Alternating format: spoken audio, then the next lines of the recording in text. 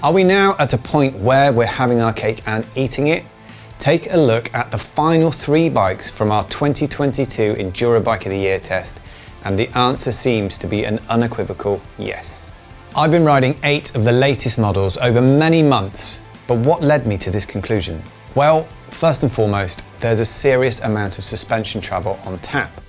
Enduro rigs haven't quite reached the realms of downhill bike figures, but there's no doubt some are getting very close. Yet even with all this suspension, they'll happily be pedalled along the trail and up the hill, time and time again. Before I talk you through the best 3 Enduro bikes and announce our winner, make sure you subscribe and keep an eye on the channel for the rest of our Bike of the Year videos by clicking the bell icon. Whyte's G180 RS MX pumps out 167mm of rear wheel travel via its tried and trusted 4-bar linkage rear end. While the Torque CF8 from Canyon, which employs a similar 4-bar suspension system, dishes out 175mm of travel. Nukeproof's Giga 297 trumps both though. Using a single pivot linkage actuated design, the Giga delivers a massive 180mm of travel. And while the Canyon is the only bike here to use a coil shock to control all of that travel, both the Whyte and Nukeproof will happily accept one if that's what you're keen on. Nukeproof have actually designed a nifty way for you to tweak the Giga's leverage, altering how progressive that 180mm of travel is and ensuring the bike will work well with a coil shock bolted in place. The Torque also offers some adjustment via a flip chip at the base of the shock, allowing you to alter between the high and low settings. Thanks to the Whyte's Shape It Up link, you can alter the G180's head angle by 0.6 degrees and the bottom bracket by a staggering 12mm. You can also buy the Shape It link and transform your G180 RS MX into a full-blown G180 29er, all the while maintaining the same geometry.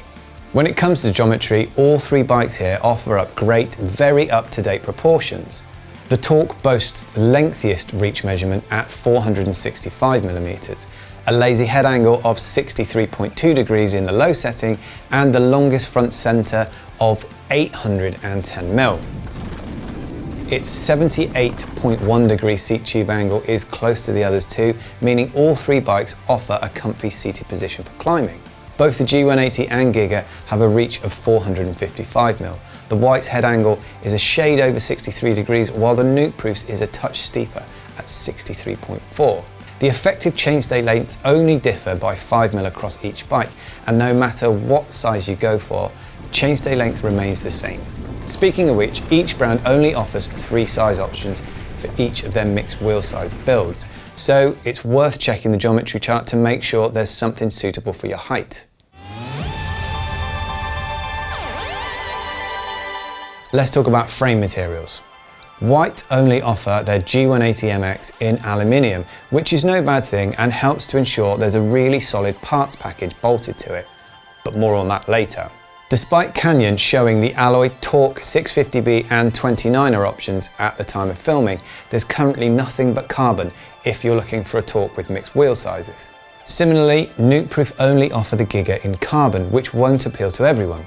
This allows them to really tailor how stiff the frame feels, but there's also the intricately shaped down tube where the bottle cage needs to fit. So they've had to make a bit of extra room there by manipulating the tubes, which is only really possible with carbon fibre. Okay, it's no surprise these Enduro bikes don't come cheap. The Nukeproof comes in at £4,600, the Canyon at £4,499, and the Whyte at £1 under £4,200. But what does all of this cash equate to? Kicking things off with Whyte's G180 RS MX. Now this comes with a RockShox Zeb Select Plus fork and the Super Deluxe Select Plus rear shock. Technically speaking, Whyte should have named the G180 the G190, as the Zeb boasts a massive 190mm of fork travel. There's scope to tune the air spring as well as the low speed compression and rebound damping. The Super Deluxe features a handy lever which will allow you to firm the shock up for climbing.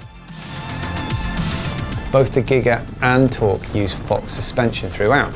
The Fox 38 Performance Elite fork, like the Zeb, uses broad and stiff 38mm upper tubes, but thanks to the Grip 2 damper, there's more in the way of adjustment when compared to the Zeb.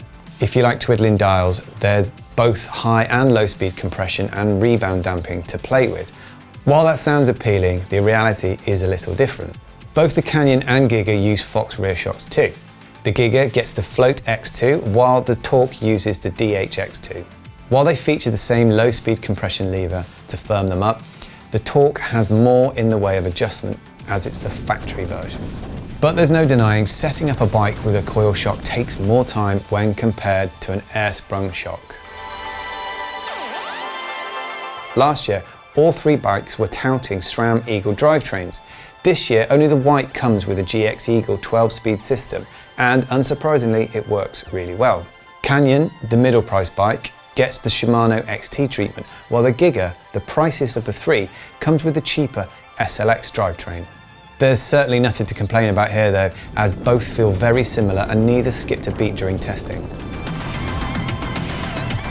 As for brakes, Canyon and Nukeproof have gone for Shimano XT and SLX respectively, while Whyte have opted to spec SRAM code Rs.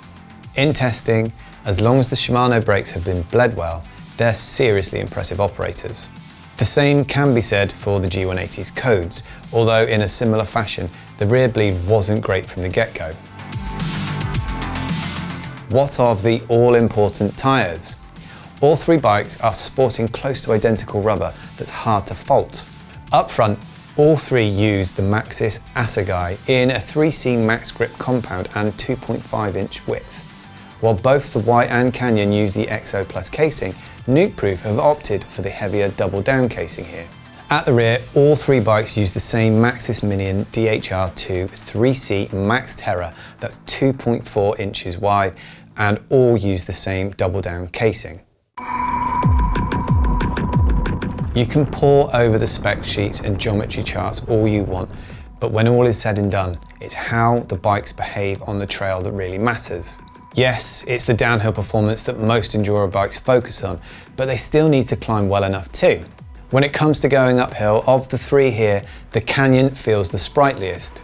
It may be marginally lighter than the Whyte and Nukeproof, but the steep seat angle coupled with the bob-free back end help to make things feel decently efficient when working against gravity. The G180 isn't bad either, and at no point did I feel the need to flick the shocks lever to firm the back end of the bike up. Instead, I was able to let it work away, finding traction while I sat and pedalled. The Giga was the only bike of the three where I found myself consistently reaching for the shocks lever on steeper pitches.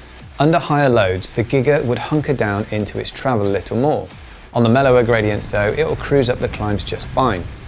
Unleash this trio on mellower jump trails and each one brings something slightly different to the party. The G180 manages to feel planted yet playful in equal measures. You can jump on it and instantly push as hard as you feel comfortable to. The Giga 2 feels incredibly well balanced and natural to ride, but it doesn't feel quite as nimble as the Torque when it comes to chucking it around.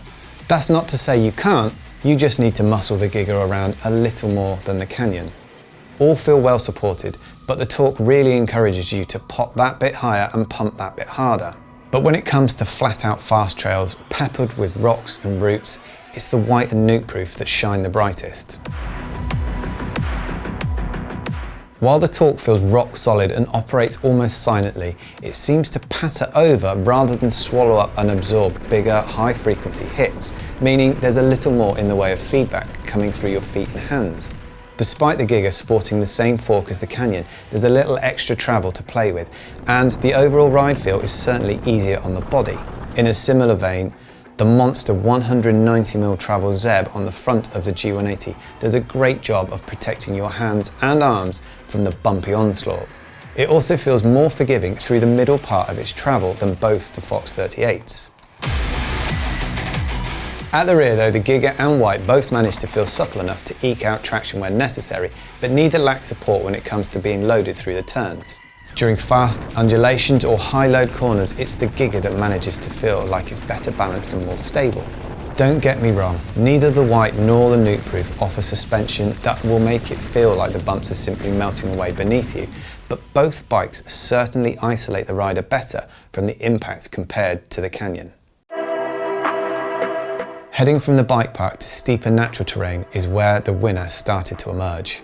There's no getting away from just how fun the Torque is to ride and how easy it is to place its wheels exactly where they need to go. Equally, the G180 is a serious piece of kit and lets you up the pace even more. The well-proportioned geometry manages to position the rider nicely between the wheels, and it oozes confidence when tackling the steepest sections of loose trail, where traction and stability count for a lot. But it's here that the Giga properly edges ahead. Its balance, composure and weight distribution make it feel incredible through the turns. Bank it over into a sketchy turn even when you think you're coming in too hot and clearly pushing your luck, and somehow the Giga just keeps on holding its line, spitting you out the other side with even more speed. Yes, the G180 suspension works impressively well and feels great, but I'd argue that the Giga is even better. The travel is delivered in a well-measured manner with a sensitive initial touch, yet still feels supportive when needed, and ramps up smoothly as you thump through meteor impacts. With all that weight so far south in the frame, the great geometry, weight distribution and superb balance, the Giga just manages to claw ahead of its rivals. Sure, the Fork could do with a service, but otherwise the Giga's poise and prowess when riding the toughest trails are what make it stand out above the competition. It was a close call between the Whyte and the Nukeproof for top honours, but in the end, it was when riding the steep natural trails where the Giga's corner carving, grip-seeking credentials really shone through. It may not feel the fastest on the ups, but the swagger that this machine exudes when the going gets tough simply elevates confidence levels when you most need it. And the grin it will put on your face as you rail turns at speed is impossible to ignore. That's my choice for the 2022 Enduro Bike of the Year, but what would be yours? Let me know in the comments. If you haven't already, consider subscribing and hit the little bell icon so you know when we post a new video.